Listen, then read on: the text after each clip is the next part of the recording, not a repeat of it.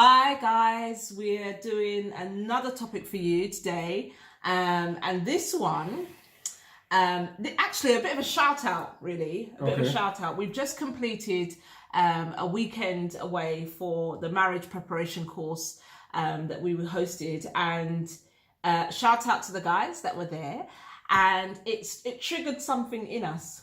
It made us think about when we were at that stage. Okay, so in the sense of some of the conversations that we had?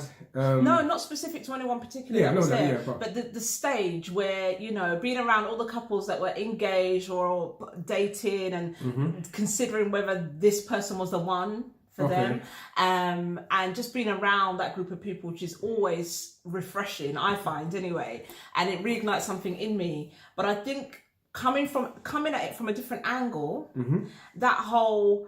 When we were at that stage, apart from the whole, oh my gosh, you're so wonderful, perfect, and there's nothing, that you were saying to me,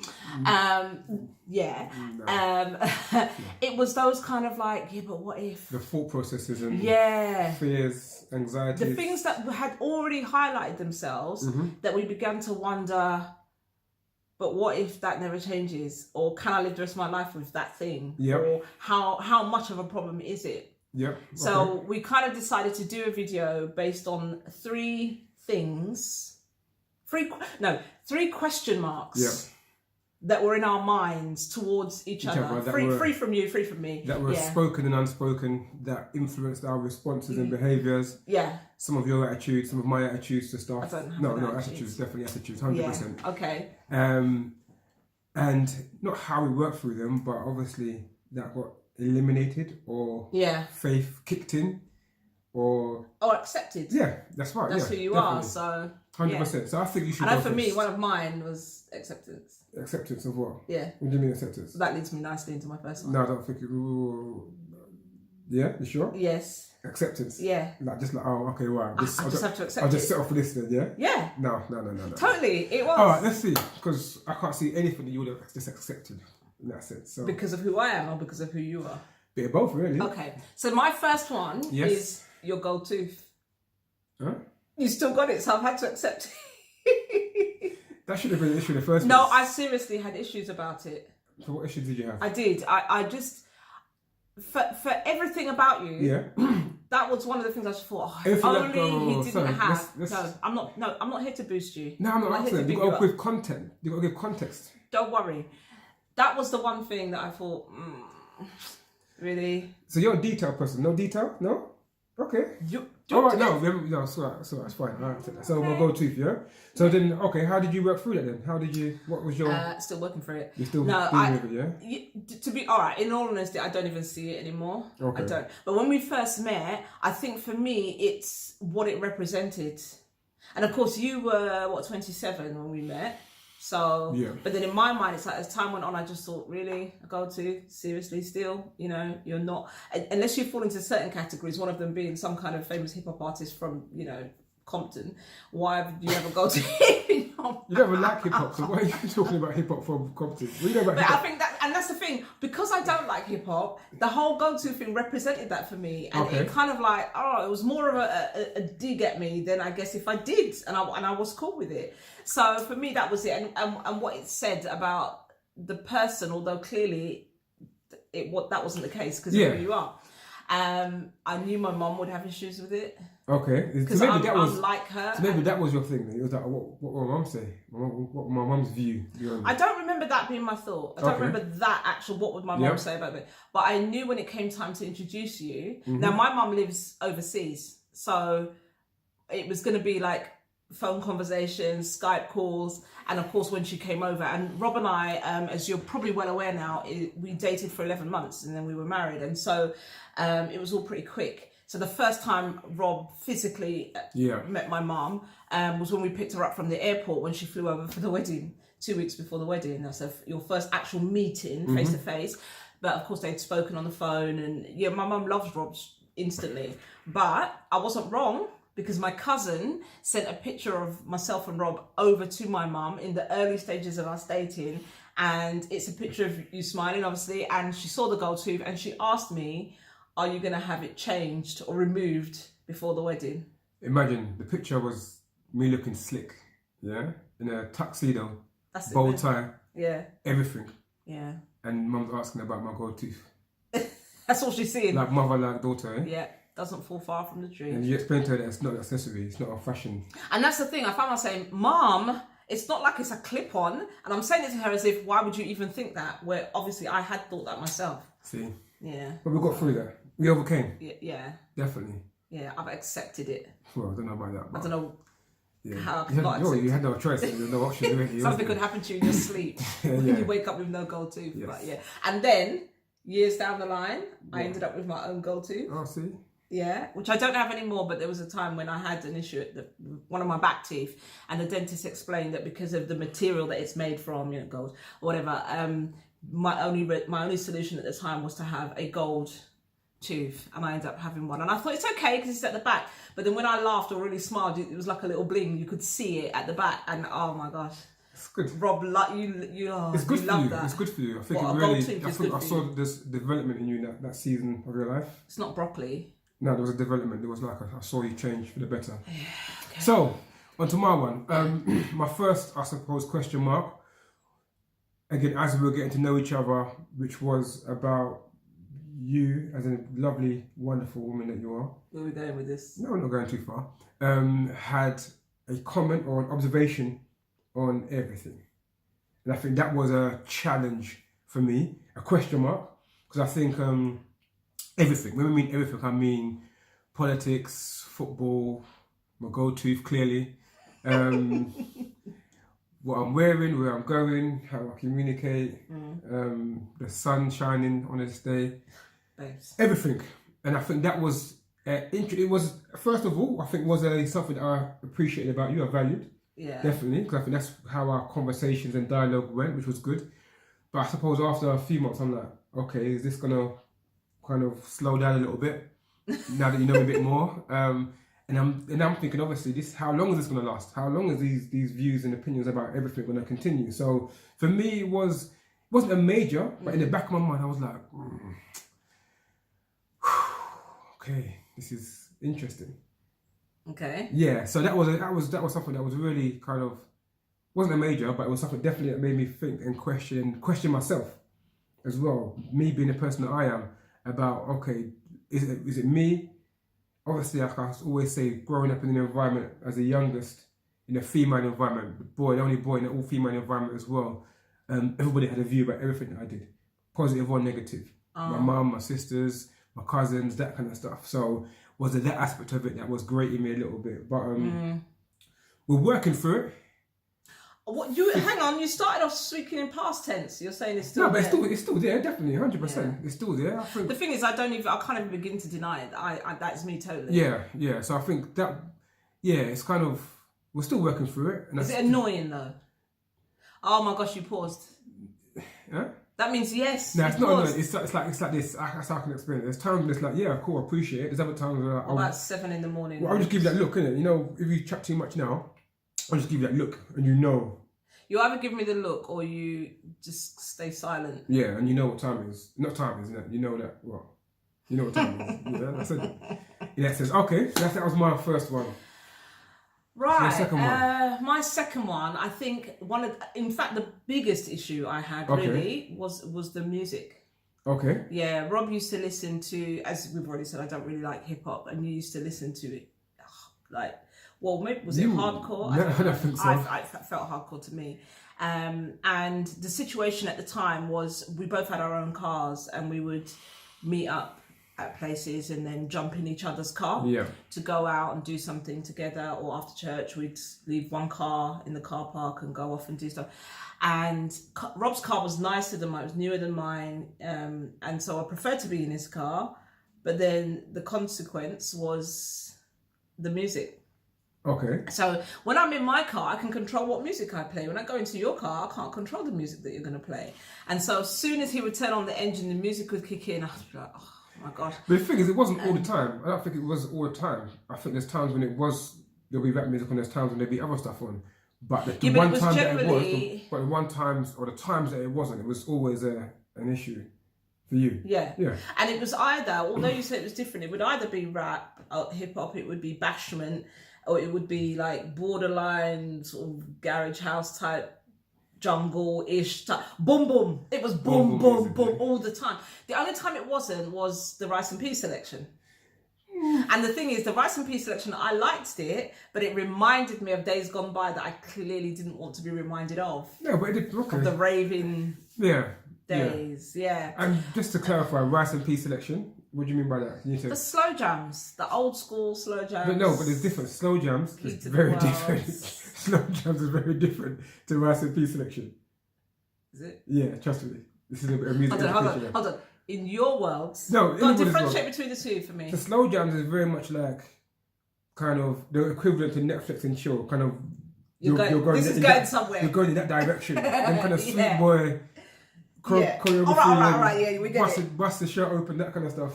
Please tell me. Not me. I'm talking about the artist singing. And you're in the club busting your shirt open. No. Okay, yeah, go on. And Rice and Peas is more kind of like old school reggae Sunday afternoon cooking kind of mum, dad kind of. But see, I didn't grow up with that because culturally, our households were different. Yeah, okay. So I didn't grow up with that. I think from where it was either soca or country and western or Jim Reeves and stuff like that. That's what my mum was playing in the house. Whereas you're more sort of rice and peas, soft reggae, that kind of thing. So we never played that music in the house. That music is what I heard when I was. That's my slow jams. That's your slow jams. Okay. A combination of the two. So now that we've clarified that, I didn't really want to be transported back to those times, in the club. So for me, I guess any kind of music had some kind of repercussion. And I think for you, because of your extremes in certain situations, even gospel rap, gospel reggae, you don't like because of the beat more than anything. Do you know what? To this day, I'm more about the beat and the melody than the lyrics. When I get to know a song, I'm singing along. Oh, really? Is that what it says? The words are never ever in any song. The words are never what stands out first. And for me, that's the opposite. I'm the opposite. I listen to content so I didn't know what they were saying. It was just a rap noise. A rap noise. So I don't know what they're saying. So I didn't differentiate between Christian lyrics or gospel lyrics and Tupac. So that was an issue for me. And to the point where we broke up let me finish. Broke up for like a matter of hours. We didn't break up over it. You might have because my concern was going forward. This was getting quite close to the wedding now, and I was thinking, we've talked about it a few times, and I've expressed how I feel about it. I don't feel that it's right that I dictate to you what you listen to, especially in your own space. Yeah. Mm-hmm. But then your space was about to become my space, and I'm thinking in the house. When we have children, is this going to be the way forward? And it really bothered me because I'd already had certain amounts of teaching and revelation around the impact that music has on any individual. Not necessarily negative. Like now, depends on what I put on in my car, can often determine how I drive. Or the speed that I drive, or the feeling that I get, and so music has such a big part to play, and that's what concerned me. So and that's where the differences. I think that's where I suppose our differences were and attitudes were. I was like, look, if it affects you, don't listen to it. Doesn't affect me in the same way that it affects you. And that's what was my kind of general like. Cool. And I think that reaction was what caused me to think you don't care what I you don't care. Yeah, you don't care what I think. Yeah, and I suppose even in that stage why would I marry you then? Of our relationship was like.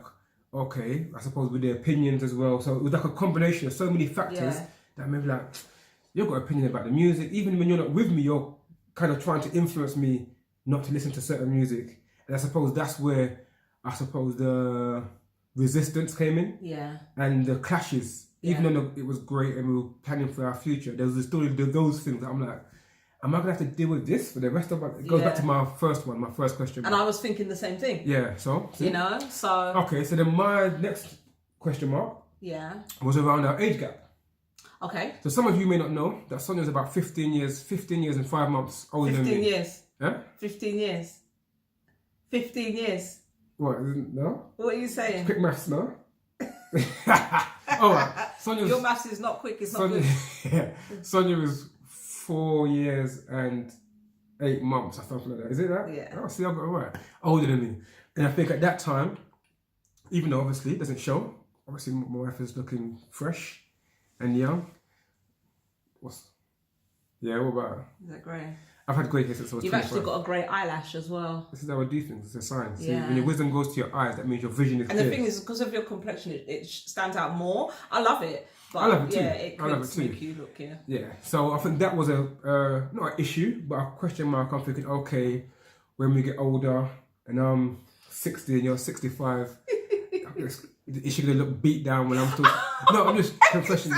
This is my confession. But you can't say that. No, beat down. You could look beat down and raggedy when I'm still looking fresh. But beat down is not to do with age. Well, some people, trust me, there's some people that my age now, they look beat down. That's age. No, because if you clean them up and fix them up and take them to gym, they'll look better. No. It's not just the age thing. But I think, yeah, I suppose that was a concern for me. I always, that was a concern for me. And obviously, at that point, at that time, you're fresh. You was like, there wasn't a thing where like, okay, she looks 5 years older than me. But for me, in my head, I was calculating. I had vision for once. I had like I was pre-prepared. I'm thinking, right, when I'm this age, will it look like an older lady like compared to your me? Mum. Not my mum, but you know, and I think that was something that was on my mind. Clearly, what my concern. Do you know what? I had the same concern. Oh yeah, like what? Not even being from the other way. Being older than me. No, my concern was never ever wanting to be with you, like beside you, and people thinking, "Oh my gosh." Yeah. Like, not that I'm with a younger man, but that he's with, like, that I look older than you. Poor guy. I bet when they were younger, she looked fine. And now, like, oh no, 16. don't say, because that could still happen. Don't say that. It's cool. I've got don't say, now you planted that seed. No, don't worry, you're okay. So again, that fear, or that question mark was there. And then, again, I don't think it had much of an influence, but it was just there in the back of my mind. Yeah. And obviously, like, for example, as far as this general health kind of thing, we're both healthy, praise God, kind of thing, but I'm more gym kind of person. You do go gym, but you don't love gym. But then I didn't. Then you didn't. You had no desire. You had no desire to be in the gym. And I'm like, okay, right. Not sporty. So am I going to be like fighting fit at 50 and you're going to be like 55 and like struggling to walk up a set of stairs? And look now, I could outdo you on a treadmill. Never, but that's another story. So that was a question mark for me, yeah. And again, those fears or those anxieties or those thought processes have not come to pass. Yeah. You know, you look good. Thank you. You look fine. Thank you. You're keeping up. Okay. Just. I'm not, what is it? Beat down. You're not beat down. Beat down. I'm going to say, you're not beat down yet, you know. Like, turn off the camera, I'm done. I stopped like, beat down. You got stuck here. But I'm making sure I look after you to make sure you have no stresses. Yeah, you need to look after me, yeah. I need some money actually, by the way. I need to go shopping. I can't help you there. Okay. Yeah, so that's number 2 for me. Right, thank you very much. Number 3 for me was the family. Yeah. Okay, what you mean? What are you trying to say? Not your family. I love your family, which is my family now. No, my concern was that your routine. Okay. Yep. Your routine when we met. Rob would, particularly on a Sunday. I don't know if it was only a Sunday, but that's what I observed. Is on a Sunday, Rob would leave church and then go to see a member of his family, and maybe have lunch with them. Yep. And then he would go to another member of it, because some of them live very close together, don't they? So you would go to another one now, hang out there for a little while, maybe have dinner. And then you go to another member of family straight after that. And you literally be visiting family from say like about 2 PM till maybe 10 at night, 11, whatever.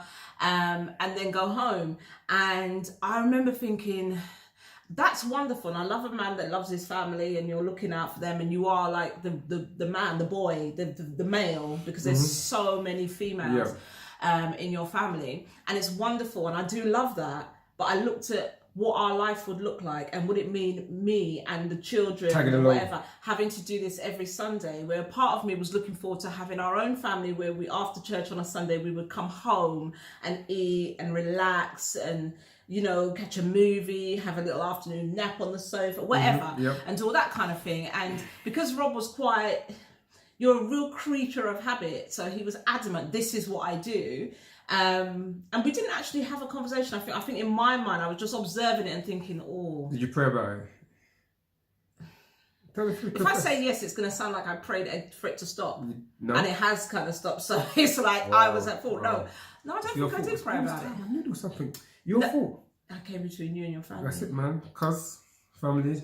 I apologise on her behalf. No, I didn't. But that was a concern for me. But then I pretty quickly observed that it became less and less, and like we started spending time together on a Sunday anyway. Yeah. And then once we got married, it's like they were calling you like, Rob, are you still alive? Where are you? But I think that time circumstantially, why were you going to sit in your empty flat? Go and spend time with family rather than do stuff to get myself in trouble or being just aimless hanging out kind of even at that age kind of thing. So for me, it was an opportunity to go spend time with my younger cousins as well. I was very even more so then child orientated. So all my little cousins are going around with and spend time with. So for me, food was a part of it as well, obviously socially.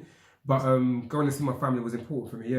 Definitely was really a key thing, especially like my sisters and stuff like that. Obviously, that was a year after my mum passed away as well. So not even because your mum passed away. True. So that's true.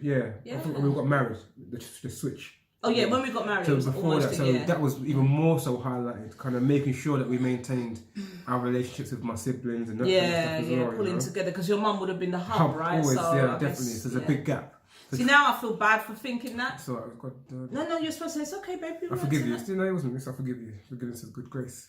Yeah. So in that sense, it was just kind of trying to fill that gap, and trying to maintain the influence our mum had of us all. Sunday was a day when I'd always go to my mum's house. Always, even if I'd been there Saturday, Wednesday, Sunday was like the day that we'd all. Did you go to your mum's house every day?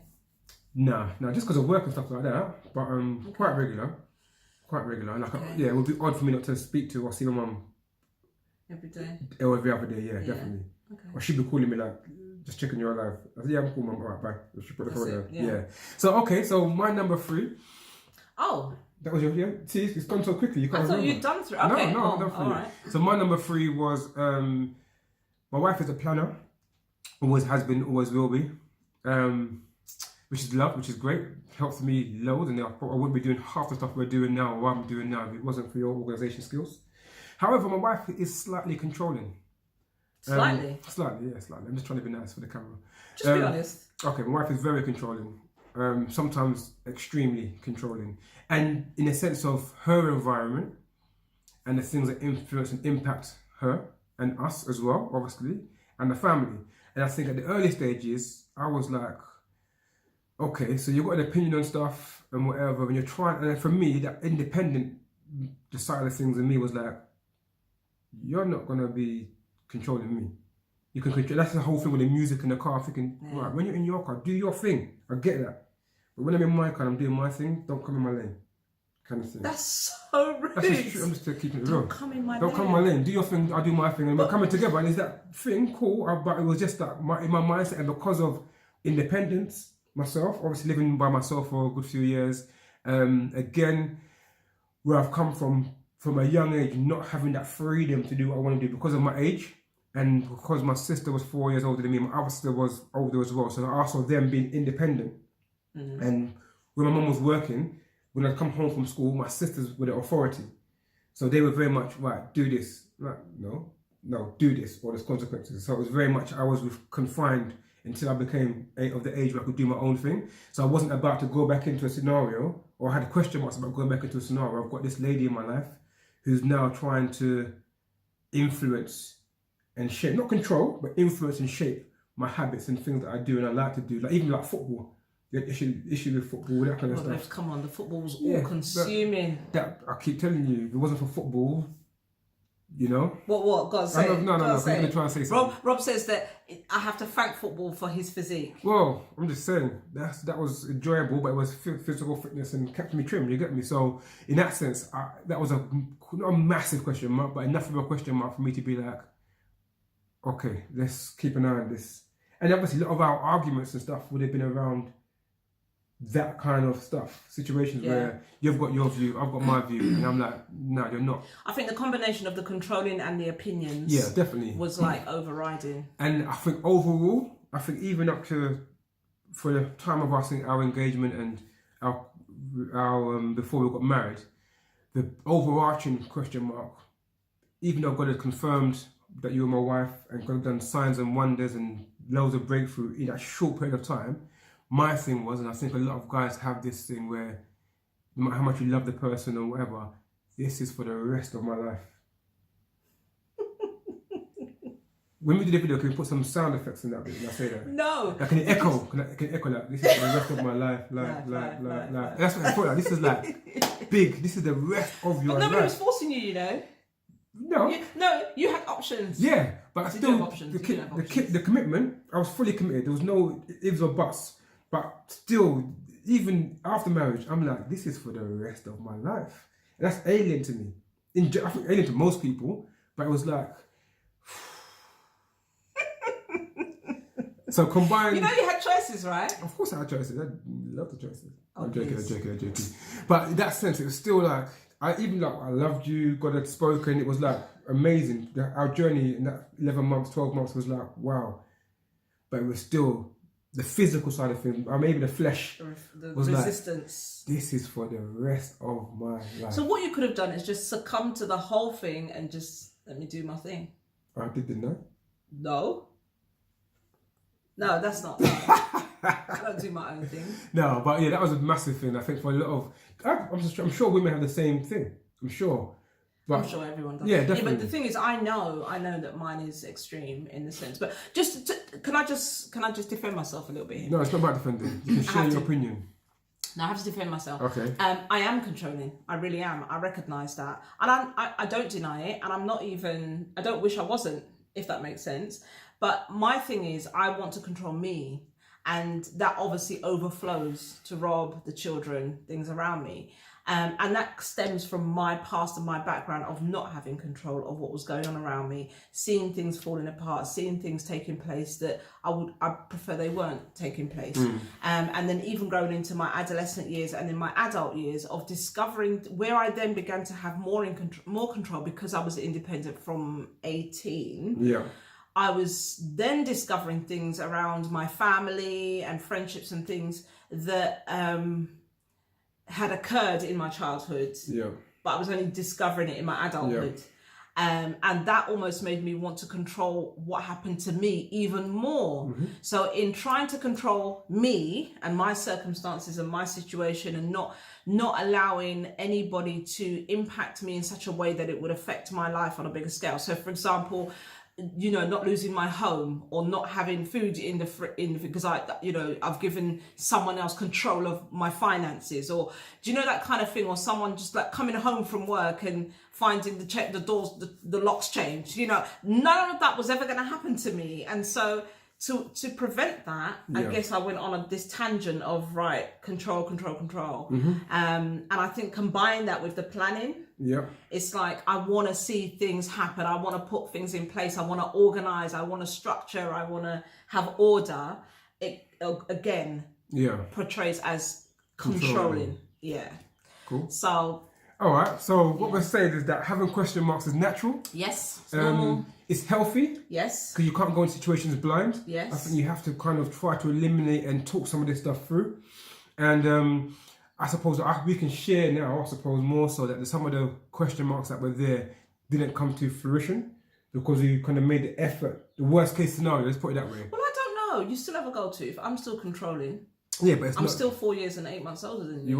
You are. But it's not to the degree where it has a massive impact or it changes anything. So it's natural, embrace it. I would say communicate it, talk about it, even if it's difficult. Yeah, I think that this weekend, the marriage preparation weekend, highlighted the importance of getting around other people, especially people that are at the stage you're at, because at the very least, you will recognize that it's not just you. Yeah.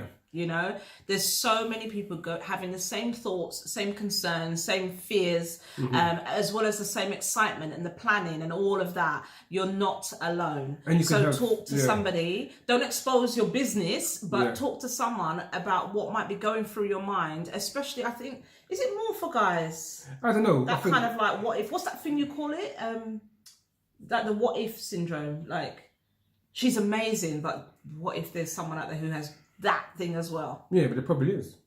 That's the real. That's what we did. We were able to have, when we split with the guys, we were able to have some real conversations and looking from the other side of the lens about loads of us in different scenarios, different circumstances, and it was great sharing of knowledge and wisdom in the room. I learned some stuff as well, which was amazing, fantastic time. So that's the end of this video. Yes. 3 question marks. So again, enjoy. We just gave you 3. There's probably more. But yeah, share, and again, if you think anyone will benefit from it, let them know what time it is. Yeah. Okay. Okay. Over and out. Not sure why he does that. Take care. Bye.